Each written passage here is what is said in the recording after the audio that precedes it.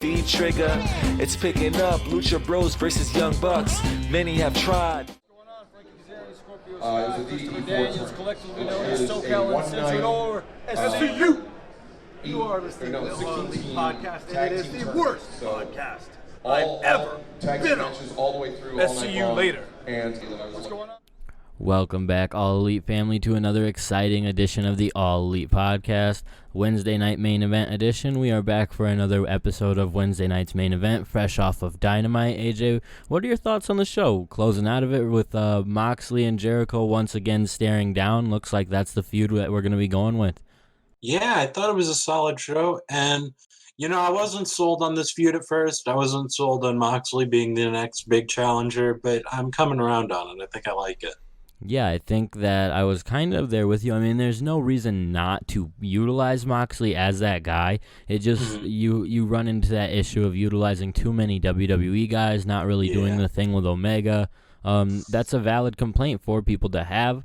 But that said, Moxley is undoubtedly one of the top guys, if not the top guy in the company at this point. Even Omega included, like, their feud did a lot, I think, to really elevate Moxley, especially into that level of superstardom, that now this feud with Jericho, he's the one person I feel like has an actual chance to beat Jericho for the title. With the time coming. I mean, we'll get into it within this episode, but obviously Jericho has a different championship match lined up for this year, which is an interesting enough build, but I don't know if I love it. Again, we'll get into that, but that doesn't have a feel of Jericho losing, whereas this absolutely does. Yeah, it's totally possible that you knock off Jericho. Also, I don't know how his contract works. I don't know if he gets a certain amount of time off or what, so he might need to drop it soon anyways. Yeah, there's a lot to be said there. I don't know, especially with his not tour, but his cruise. Yeah, his cruise coming up. I don't think that there's a chance. Like, I think he could be around for a while. He'll do the cruise, probably do a couple more months after that, and then probably take some time off. But at the same time, I think some of us weren't sure what we would get with Jericho up to this point in general. Like, would he be around the whole time? Like, he's been on basically every episode, which is exactly what you would want. But I was unsure of that going into AEW just because he just hasn't had a lot of time to put into wrestling. It makes sense that he would invest this time into AEW, but it's cool to see nonetheless. And so it was a much better episode than last week, I think I would say, at the very least. Oh, yeah, way better. This was a really solid show up and down. Yeah, and we'll just start from the top because you're right. It was a solid show up and down. The notable thing is the show opened with the Young Bucks and Dustin Rhodes going up against the Inner Circle and Sammy Guevara and Proud and Powerful.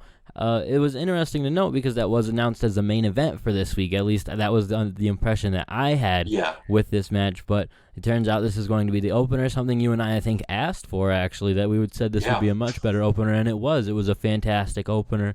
Great 6 guys. We end up having Dustin and the Young Bucks pick up the win when they hit some type of triple team finish on Sammy and the Proud and Powerful. I didn't love the finish just because I felt like Sammy kind of laid there waiting to be beaten. Way long. And it wasn't like it happens. Wrestlers kind of have to wait to take the fall in situations like that. The problem was they really focused on Sammy like being afraid, like he was freaking out about it, but you see it coming. So at that point, there was another 10-20 seconds before a finish came, and so that in that circumstance, that was my biggest issue, I think, with that finish. Otherwise, it was a great match, great opener, solid way to start the show. The Bucks have been great, Dustin's been great, all of these guys really in this match were great. They ended up hitting like some double super kick into Sammy when he went for a dive. He died. He was vlogging at the same time. I thought this was a great spot, but also kind of like, I don't know, I don't love the vlog stuff every single week, but otherwise it was a good match. I thought this was a great match.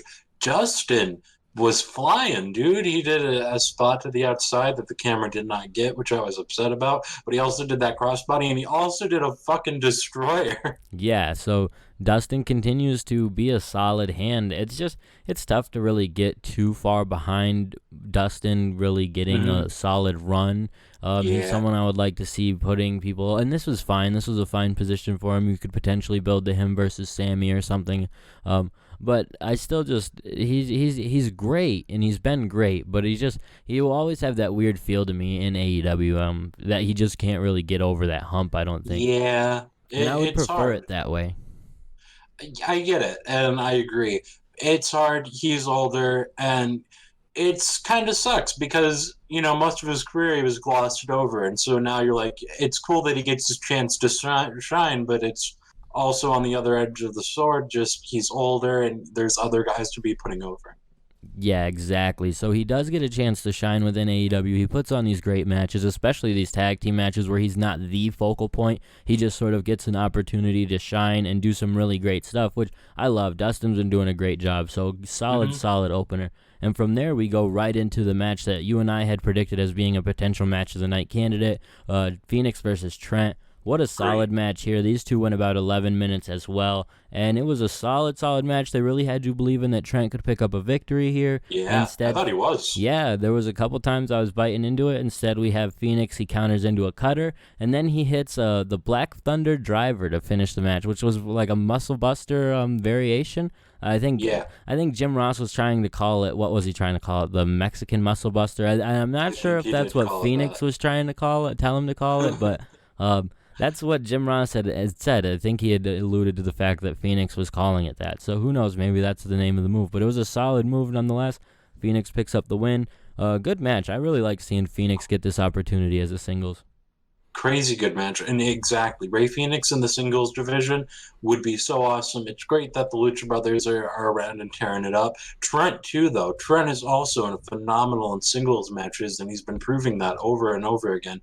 He had that one match with Pac, and the only thing wrong with that match was the finish. Otherwise, it was just as good as any of his other singles matches. And it really shows that Tony Khan talked about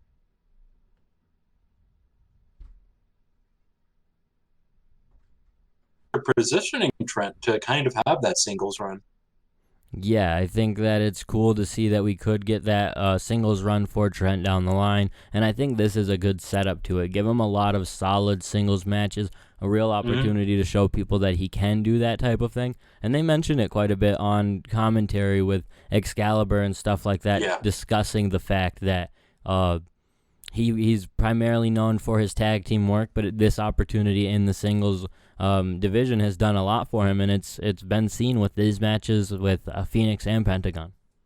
Yeah, it's been amazing, and I can't wait to see what they keep doing with them. Which is great, because with those two, those are two guys you want to see in singles matches anyway, not just utilized in a tag team capacity, but they're also do tag team matches, so it fits really well within Trent's mold and everything like that. I really, really liked this match. I love it, yeah. This could be my match of the night. I'm not sure yet. We're going to get there, but it absolutely could be. Definitely.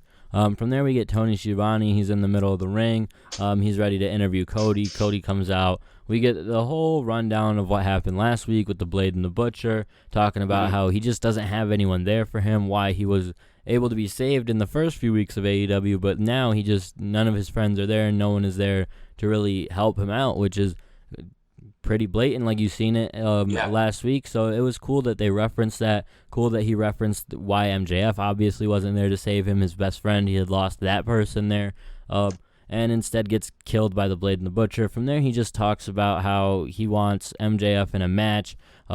First he offers a match to the Blade and the Butcher, which I was a little bit like, Cody, you always do this to yourself. You always put yourself in stipulations that are awful. But it didn't end up being too bad. But he tells the Blade and the Butcher that they can choose anyone to be his partner. I thought this was a weird way to set up him and MJF versus the Blade and the Butcher. Later on, we find out it's going to be QT Marshall. That's a great pick by the Blade and the Butcher, by the way. They are a genius. Those two are absolutely thinking, because you pick someone who makes sense to be Cody's partner. Cody will team with him, but he's not going to turn on Cody. It was a cool pick. I'm fine with it, but I hate QT Marshall, so it all works out. I don't hate him. I think it's funny because they picked an absolute jobber. It could have been Brandon Cutler, but I don't hate him. I guess he does a good job at being like Cody's right hand man, and he played a good part in StarCast when Cody was messing with him too. So it's cool to see him get this opportunity, nonetheless. But then Cody goes on to say, after making that challenge, he wants to challenge MJF. He offers MJF his car. He says all of these things. and then he offers him $50,000. Like it got to be like Cody's a really good on the mic, but this just felt like weird to me. Did it? I thought it was fine. I thought he was just like putting it all out there. Yeah, I mean the beginning, like I said, was really good, but just trying to offer like in wrestling, it's really hard for me to believe or get behind money offers, especially like $50,000, a $25,000 ring. Like in the day and age where professional wrestling fans know that wrestlers really aren't, like, I'm not saying that he's broke, but I'm not saying that they're making $50,000 a match. Like this is, and I get that it's a gimmick and it fits into what MJF would want, but it just, to me, it was a little weird. I mean, but I guess I don't know how to explain it. It just wasn't for me, I guess would be the best way. Like, I mean, but then again, how do you set up this match outside of that? And I don't know. If MJF says he doesn't want to fight Cody, this is the best way to set that up, but MJF still isn't really biting based upon the promo they put online later on. Yeah, we'll have to talk about that, but I kind of hear what you mean. I didn't mind it, though. I thought it was fine. I guess I do get that the $50,000 thing was overkill. It would have been cooler if he just said anything you want after name he threw your his price. shoes. Yeah. But overall, I didn't mind it. I thought it was fine. And like you said, Cody's such a good promo that maybe I was kind of clouded from the ridiculousness of it because he is such a good promo. Yeah, and I don't know if it was even too ridiculous. It was just like, again, just not for me. And it depends on what kind of fan and you are and how you look at wrestling and your idea of how much is too much realism or whatever. Like that, to me, it wasn't too real. It's just kind of weird or silly. Like I never get into money matches in wrestling. Like never. That's the same way the ring didn't mean anything to me, because it's just never been my thing in wrestling to get behind money being a placeholder, because you just kind of know at this point that they make enough money to live well off, but it's not like the $1 Million Man type gimmick. Like you can't really get that over anymore. It's a different era, yeah. From there, we get Joey Janela. He's backstage being interviewed about his match with Moxley tonight. He ends up getting interrupted by Moxley. They just kind of have a stare down before Moxley says that, what he just says, kids, right? Yeah, I just said kids. Yeah, Janela said that Moxley is eventually going to have to kill him, or actually kill him. Moxley walks up and is just like, kids. It was weird. This was especially something I didn't love. This promo just... I didn't like to see you there. The biggest reason I didn't love it is because it took about the same amount of time as the MJF promo that they put on social media, which you could have reshifted your card and put, like, just gone with the next segment right away, done a couple more things, had MJF's return promo on TV, and never had this segment because it just didn't do anything for anyone. No, yeah, Joey Janela didn't really sound that good, and then they kind of, I don't want to say buried him, but for lack of a better word, buried him with the Moxley just coming up and totally just, I don't know, ignoring everything he's been saying, and just... We're just like kids these days. Yeah, it's like, okay, boomer, but anyways, I don't know. It just wasn't, this didn't vibe for me. I didn't like it. Yeah, and something I mentioned earlier, like, I love Janela so much, but in terms of, like, being a strict promo guy, unless he's got really, really solid content to work with, it's tough to get behind. He's super good at videos, vignettes, like getting you hyped for a match in that way, but in terms of just selling it with his words, it doesn't always work. Like, he's better than some, but at times we have situations like this where it feels unnatural. Yeah, it really does. He feels like, you can tell he's playing a character and putting on a voice. And and when he's like, I don't exactly remember it, but he's like, the lights are on, but nobody's home. I was like, okay, like, Joey, this isn't, and I know you don't have to be you, but to be like, try to act so far in the left lane when you kind of don't really appear that way in real life, it's weird. Yeah, it would do him a lot better to be a little more authentic, yeah. But it was fine. It could have just been better replaced by something else. From there, we get a Dark Order video, and they've continued to do well with these, but they need to now follow up on them, I feel like. At this point, I'm kind of just like, oh, it's another Dark Order promo. I don't have to pay attention right now. Yeah, I thought, again, like you said, very well done, very cool, but it's time to pull the trigger on this Colt thing. And I think the Colt gimmick is cool. I think it's, like, really rad, and I think they're doing a great job with these promos, but it's time to put them back on TV now that you've had all this build-up. Yeah, and they could do something unique with it and maybe incorporating a couple of decent, like, mid-name indie talent or something under the masks that they have, so then you can actually, like, start unveiling them as actual characters or something like that. I just hope that they do pull something good out of this, because these vignettes have been really good, like I said, but now the absence of the Dark Order, it's not necessarily made you want to see them anymore. These vignettes have been cool, but you want to see what it's going to lead to before I'm going to say that it's great, because you need the payoff first of all of this, and now we just kind of keep getting a lead up. And the way that they're kind of booking right now, I'm feeling like the 18th will be when we get the payoff. So we'll kind of get another package the next week or so, and maybe get a payoff after that. Yeah, maybe. I'm hoping it's sooner than that, but you're right. The 18th sounds about It's not right. too bad, because that's only 2 weeks, one more week of a vignette. It's not, like I said, next week would be a good time to have them pull the trigger and then maybe set up a match for the following week. But if they wait until the 4th or the 18th, then I'm okay with that, because it's only 2 weeks away. Yeah. From there, we get Nyla Rose up against Leva Bates. This was another really short one. I feel like I've seen this, and maybe not in they've singles. done it before. It was on Dark. Was it a singles or a triple threat? I think it was singles. Okay, so yeah, this was a fine match, very quick, nothing to really complain about. But it was quick and easy. Nyla Rose picks up the win. After that, she starts to destroy everyone. Shauna makes the save, but she's quickly destroyed as well. I don't love Shauna in this role right now, just because there are other women I would like to see pushed a little bit more prominently. I'm sure she's maybe a better wrestler or a better hand in the ring, so that's why you want her working with Nyla right now. But when she was making this attack, I really wanted to be like, somebody's mom is attacking Nyla Rose. Yeah, no, I off the top of my head, I don't know who I would prefer it be, but I'm not sold on Shauna yet. And I mean, she's fine in the ring, but she's not, the most amazing person in the ring. And she just looks really generic in a world of right now, especially in AEW. They have such a diverse roster of women, where you have the looks and Penelope Ford, you have Big Swole, you have Bea Priestley, you have Britt Baker, another pretty face, you have Nyla Rose. You have so many different looking, and all of the Japanese women on top of that, who all bring their own diverse set of characteristics as well.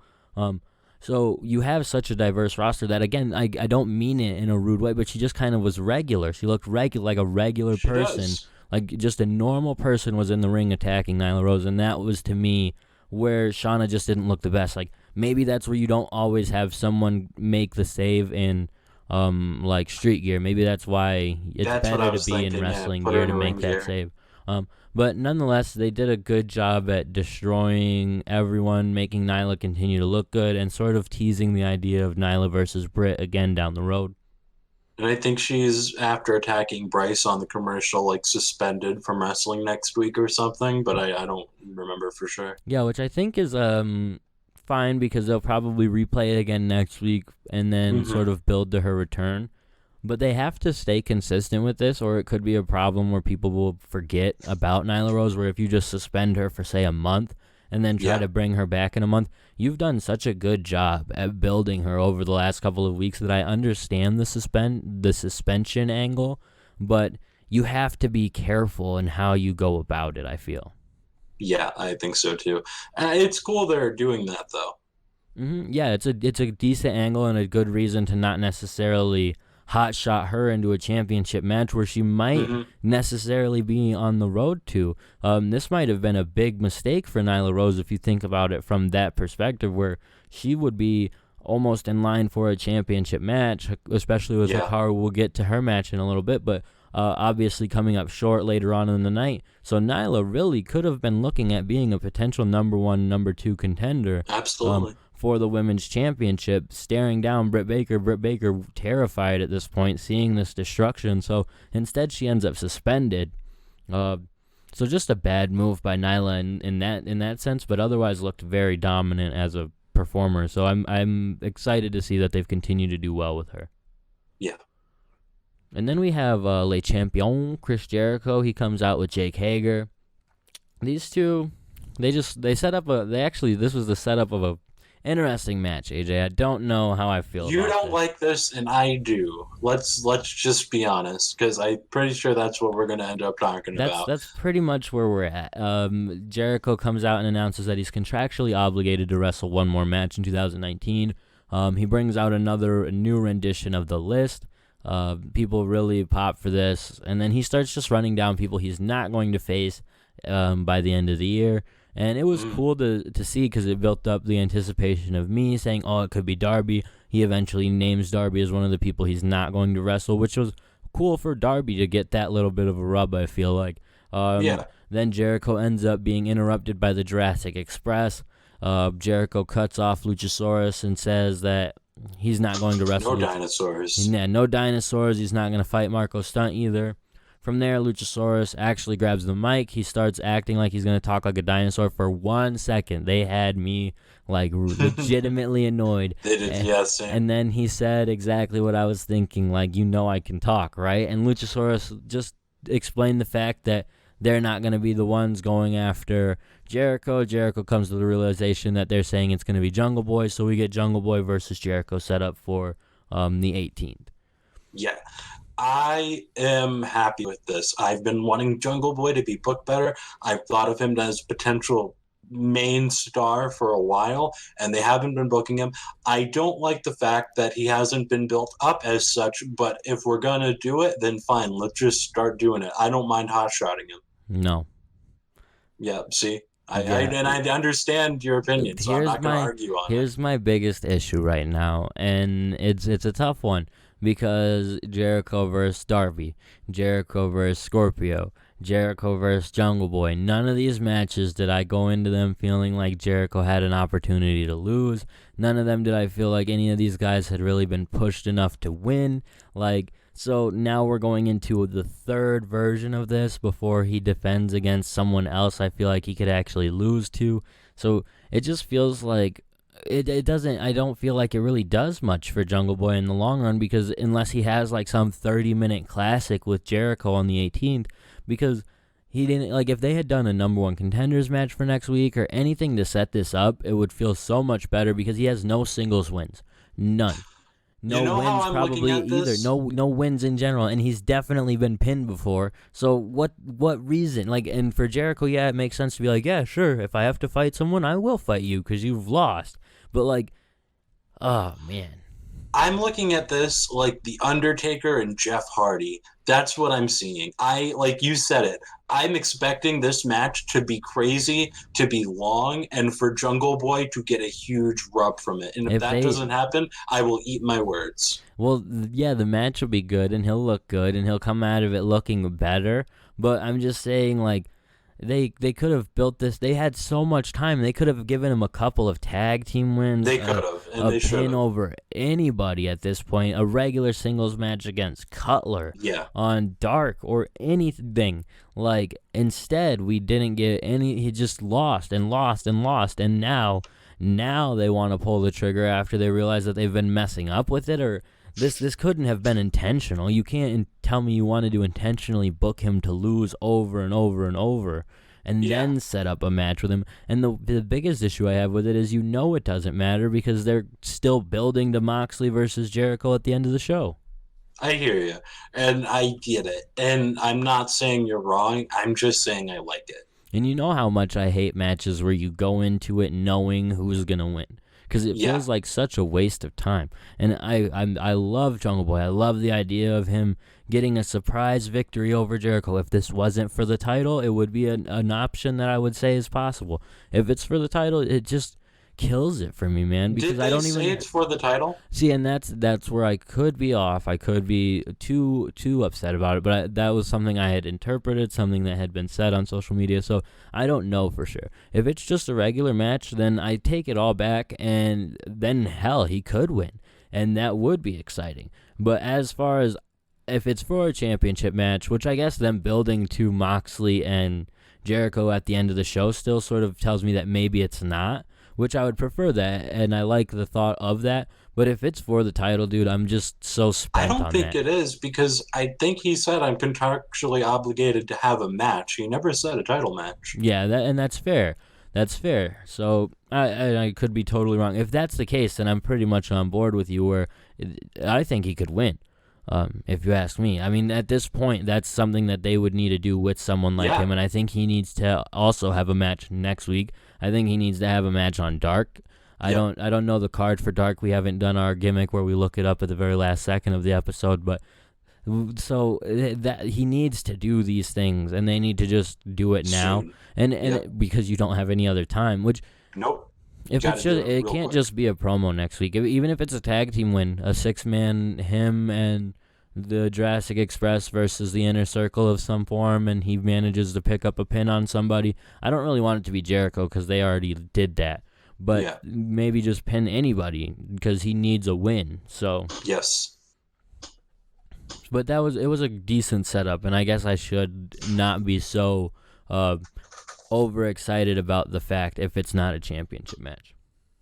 Yeah, you could be right, and if it is a championship match, I'm more leery of it, but I don't think it is, as far as I can tell. And as I was saying, with it being a championship match, the biggest reason I have issues with those kind of championship matches is these are guys that I'm rooting for. The Darbys, the Jungle Boys, guys like this. I want to see them win a title. I want to see them be a champion, but I want to see them push to a championship like that makes sense. I want to see it make sense for them to have gotten there. I don't just want, like, all of a sudden one day after losing for 20 weeks in a row, they become champion because, oh my God, it's shocking. Like, at this point, it just wouldn't make sense. Now, a regular victory, totally cool with it because you're putting you would be putting your title on someone who's still cast as a loser. But if they have victories going into it, it just feels so much better. So, like, the reason I have the issue with it is because I don't want to root against him going into it. I want to be able to root for him. Yeah, I guess we'll have to see, because if it is a title match, then I assume they'll announce that. Oh, we'll know I think we'll know by Monday at least, because they would confirm it and start promoting the match itself. The match itself is a good match, which again, if it's just a regular singles, then I kind of take back most of what I said, and I'm excited to see it, and I will just, at that point, really be cheering for Jungle Boy to get a victory over the champion. Yeah, absolutely, because it would be so cool, and he's so good, and everybody likes him. And yeah, and it would be a good way to elevate him. Like I said, I don't mind hot-shotting him that way. Yeah, I feel bad that we've talked for like 5 minutes about it straight, and I don't know for sure if it's a title match, but it literally is the basis, I guess, on my determination of if I'm actually super excited for this match or just don't care. Yeah. But a match that I was super excited for, Chris Statlander versus Hikaru Shida. That match went about 9 minutes. This was a really decent, like, for the time it got, a good match. Chris Statlander looked great. Gets the victory over Hikaru Shida, believe it or not, which was a super cool upset. Chris Statlander, obviously an unranked superstar. Hikaru, number 1 on the women's ranking, so we have to see a shakeup there. And that's something I like, and they alluded to it with commentary. The women's division, they've done the best. Whoever is in control of this, booking all this, doing all this, has killed it. Chris Statlander, someone that no one is very familiar with, a month ago is now killing it. Like, they have done a great job here. But where they have made a mistake, we have not seen Riho in a while. We have not, and it's weird because I hear so many people online saying the women's division in AEW is weak, and I do not see how anybody's. What the fuck? Sorry to say a 4-letter word, but why would you? Why? It's so good. You're building people up so quickly. You're doing so well with them, and not only are you building people up, but good ass wrestlers. Good. Like Chris Statlander is amazing in the ring, and also this really surprised me because, as far as I know, she's still not signed, right? There's really no confirmation there. You would be led to assume so based upon her victory over such a prominent name in the women's division. But yeah, I think this was just a really cool match and a good showcase of, like I said, the way that they've been able to incorporate different women into the division, and we finally get to see one of those new faces pay off. Like, we've seen Jamie Hayter and Shauna and a couple other women come in and not necessarily get over, but they've done a good job in the ring. Now we've seen someone like Chris who does such a good job in the ring and starts to connect with the fans and really become a popular face of AEW just quickly. And this win, I think, will really benefit that. I think they did a great job at making Hikaru into someone who could be like that put over position where you make someone like Chris look so good. Yeah, absolutely. And she does such a good job. Both these women are absolutely amazing. And so it was, like you said, a short match, but in that short time, really well done. Yeah, and then after the match, we have Brandy Rhodes and Awesome Kong come out. Brandy talks about how they're the Nightmare Collective. They're going to do things that other people don't do. She then says that Statlander should join them. And then instead we have a fan at ringside who wants to pledge to Brandy and give them all of her hair. They then proceed to cut off this woman's hair, and I think Chris Statlander just dipped out. She realized that this was too much. I didn't know. Did she leave? Did she agree to join? Did she do anything? Don't know. This was bad. Yeah, I'm not gonna spend a lot of time talking badly about Brandy or this segment, but I'm just not into this. Just not into it. No, I'm not. I was giving it the wait and see treatment because I was like, maybe her promo tonight will clear things up. Maybe they'll just do a promo about how they're going to dominate the women's division. And instead it was join the Dark Order. And it's like, we're doing that twice now? Yeah, it was a weird thing. And a weird, they're the Nightmare Collective, part of the Nightmare family, and just strange, different. I don't like the fact that there's two cult gimmicks going on at once. I don't even see this as a cult gimmick, though. It's just like a weird, paranormal thing in the world of no other paranormal thing. So, yeah, and following that, we get Pentagon Jr. versus Christopher Daniels, which was much more exciting on paper. This two didn't really kill it for me. It wasn't that it was bad. There was a couple of missteps here, but apparently commentary sold it as it was an injury, the effects of the injury. That's fine, but I don't love doing stuff like that if that's what they were going for anyway. Don't intentionally botch to try and put it over as... I never like that, yeah. It just doesn't look good, and even if you say it 100 times, it doesn't. People will still not buy it. So that sort of took me out of the match a little bit. From there, we have Fenix come out and get the referee's distracts the referee. Yeah. And Pentagon picks up the victory with a low blow followed by a package pile driver. Obviously, a way to just sort of continue this situation between all of these guys, but nonetheless, a decent enough match. But like I said, the botch and everything, I was just like, okay. It didn't take me out of it that badly because I assumed it was like, oh, his back is messed up or the nerve injury. But even then, I was like, it looked bad. But that's all it was to me, is it looked bad. I thought it was a solid match. Even despite the botch, I didn't think it was anything to write home about. But it was good. It was fine. Just it was, you could sort of feel like in a different world, these two would have had a classic almost, where if they were able to have this ability to build up one of the top feuds in a company or something. They are obviously both at this point, I think, past that point. I think Pentagon is a little bit past that point of being able to be booked as a top guy just because of how much he has been saturated within the United States market. He's more recognized now. He's more of a tag team guy, especially too. So it's hard to necessarily believe that this luchador with this crazy gimmick can be this killer, because unless you start out with that gimmick, it's hard to start buying into it later on. And I'm not saying it can't be done, but they can build to it, but they're not really doing that. Yeah, so it's just to say, if that was the case, and they were also building Christopher Daniels as 2005 Fallen Angel, classic superstar, then they could have had a crazy match. And I think we didn't necessarily have expectations of a 5-star classic, but we might have expected a little more from it. Yeah, just a little more, because like you said, these guys are so awesome. If this was on a pay-per-view, we would have way higher expectations. We would expect a good 20-minute match and for them to go all out and go do crazy shit. But overall, for a TV match, I'm not bothered by it. Yeah, it was just kind of a TV match, so kind of what you would expect there. From there, we get a vignette for the Blade, the Butcher, and the Bunny. Just Allie saying that she was sick of Cody's face, and they came to cut the head off a snake. just another fine promo. They're doing fine with vignettes, so. This was good. This was a lot better than them appearing out of the ring like a mysterious ghouls. But the good promo, quick. It was only like 30 seconds. They got the job done. Yeah, them appearing out of the ring, I think, was maybe the worst part. Terrible. Like, I get trying new things in wrestling, but that's not even necessarily a new thing per se. But trying to make it, kind of a hokey. Yeah, it's kind of like the lights in Bray Wyatt match. Like, it just felt like too much, like hokey, exactly like you said. But this was much better than that. Again, like I said, vignettes for AEW have been fine. So a good way to build these guys that people weren't very familiar with, and they're going to debut next week on AEW in a match against Cody and QT Marshall. So they did a lot to continue to promote these guys who people are very unfamiliar with. They referenced them quite a few times and then closed with this. So I hope they win next week, because if they lose to Cody and QT Marshall, they'll look real dumb. Yeah, and putting QT there is an easy way to have that not need to be the case. Like, there literally is no reason for them to take a fall. So, yeah.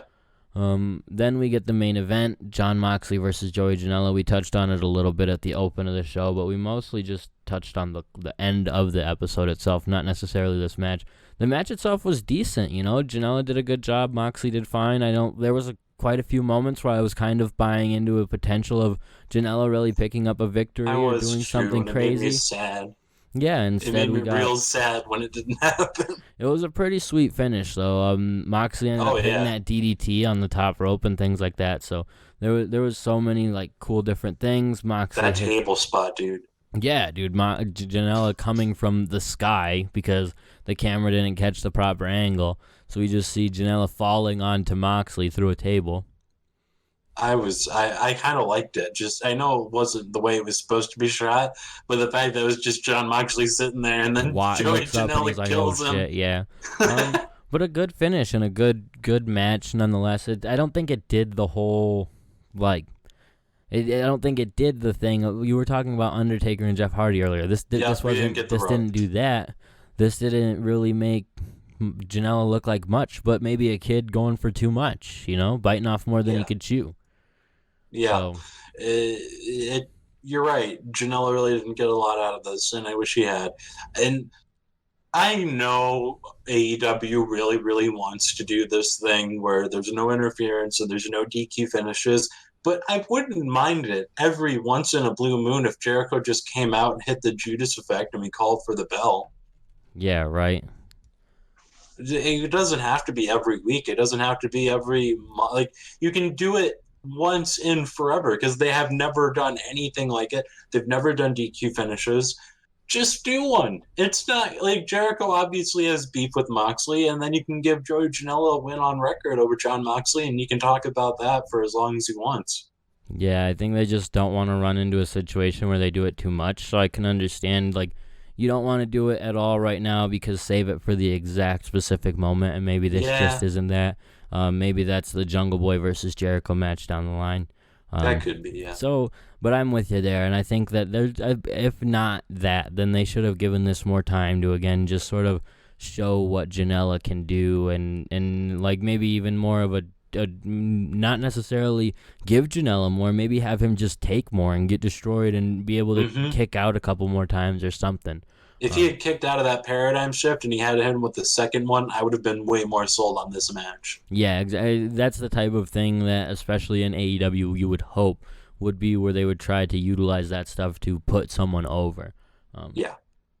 But nonetheless, a decent match. Again, it ends with Jericho coming from the crowd. We get a decent little stare down. So just shades of last week, essentially, with Moxley doing the same thing. So that was cool. Yeah. It was a nice little throwback. It did the job. We're building to that match, and I don't know exactly when we're going to get it. I assume it's got to be like the homecoming or anniversary show, or maybe the next pay-per-view. Yeah, like maybe it's the Bash at the Beach thing, or maybe the next pay-per-view. I would imagine either something like that, or maybe the end of January, like they'll have a pay-per-view ready to announce, or middle February. But yeah, I think that they're definitely going that direction. It makes the most sense. Seems like a good way to go as well. So yeah, it'll be solid. Let's go ahead and take a look at the match. The Young Bucks and Proud and Powerful got announced for a Texas street fight next week.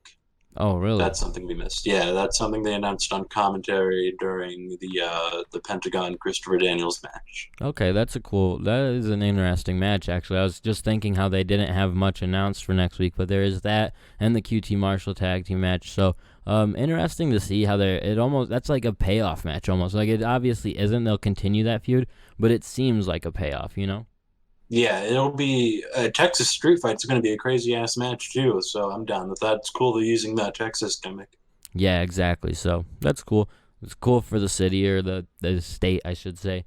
Let's go ahead and talk about next week's episode of Dark, the matches they have announced, and who's on commentary. We have Orange Cassidy on commentary. I have no idea what this could mean, but cool. Like, if it's just him throwing up a bunch of thumbs up, or this will be, I mean, Excalibur will either love this or this will be a he's going to love this. You know he is. Yeah, he'll love it, but it's a lot. So, we also have a triple threat match. We have Jimmy Havok taking on Peter Avalon and Scorpio Sky. So Scorpio getting a little more singles action. We also have the Beaver Boys making their AEW debut, taking on Luchasaurus and Marco Stunt. And then in the main event, we have Kenny Omega taking on Kip Sabian. So a cool match for Kip. Good way to showcase him. Something they've been doing with a lot of these young guys. I don't know if I love it at this point, though, because it's not like anyone's beating Omega. Just seems like these cool indie or young dudes are coming in and sort of putting on a good match with Omega, and Omega wins, and they just kind of fall off to the wayside. Yeah, it does happen a lot. We really haven't seen much of Kip Sabian at all, and I'm really surprised about that because it seemed like he was going to be one of the promising, more top mid-level guys, but really he's just been absent. And that's the struggle with the amount of time they have every week, but this is where they should have maybe put him on more episodes of Dark or something like that, which he has gotten a chance to shine on an episode or two of Dark. He then was also in a 6-man with the Hybrid too, so he has been in a couple matches. We are only 10 weeks in, so if I can think of at least 3 or 4 weeks he's been on, so they could have done a little more with him, but at the same time, this is fair. And he said it's going to be Luchasaurus and Marco Stunt, no Jungle Boy? No Jungle Boy, which is, don't love that, man. This was a good opportunity for that. Good opportunity to showcase Luchasaurus and Marco as well, and that's kind of crazy to see that they might be going the different direction that everyone was expecting of Luchasaurus pulling out of there, which is a much better idea right now at the very least. I think it's we said it, man. Marco and Jungle Boy together as a group of two smaller dudes just wasn't working at this point. They had beat him too much. So if you have Luchasaurus pair with Marco, get him a couple of wins, then you can go back to Jungle Boy and Marco again after Jungle Boy gets that legitimacy, and then these guys again look better. It's a smart way to book it. I think it's cool. And it's cool to get Scorpio in a singles match, Jimmy in a singles match, Peter Avalon is whatever, but a triple threat match, I guess I should say. But cool to see all of them in a match as well. Yeah. That looks like a way better Dark than this week. I really didn't enjoy it too much this week, so it doesn't feel like filler as much, so that's cool to see. Yeah. But as always, on Wednesday night's main event, we choose our favorite match of the week, either on Dark or Dynamite. Doesn't sound like it's going to be a match from Dark from you this week, but what was your match of the night? I honestly think it was Trent and Fenix. I've been thinking about it this whole time, and it was like, I liked Moxley and Janela, but there was something a little missing, and they didn't get the rub. So yeah, I'm going to go Trent and Fenix. That was a fantastic match. They killed it. They're just a great wrestling match. Exactly, man. I'm actually right there with you this week. We are straight on par. I love seeing Fenix get an opportunity to shine as a singles superstar, doing such a great job. So I like to see that. I like to see that both guys actually got a great showcase here. So a solid match, and one of the better matches we thought coming into the week. They mentioned it on commentary. It could be the match of the night, and lo and behold, it was. Yep, absolutely. But that wraps everything up for us this week, AJ. Go ahead and plug your social media. You can follow me on Twitter at BigMatchAJ, and you can follow me on Instagram at AJTheFitzy. And as always, you can follow the podcast on Twitter at All Elite Podcast. You can check us out on Instagram at All Elite Everything. Check out our website, alleliteeverything.com. We also have a Facebook page at facebook.com/AllElitePod. We want to thank everyone for continuing to support the podcast, checking us out every week, and giving us a listen. And you can always follow me on Twitter at AllEliteAndy. Until next time, see ya. Bye-bye.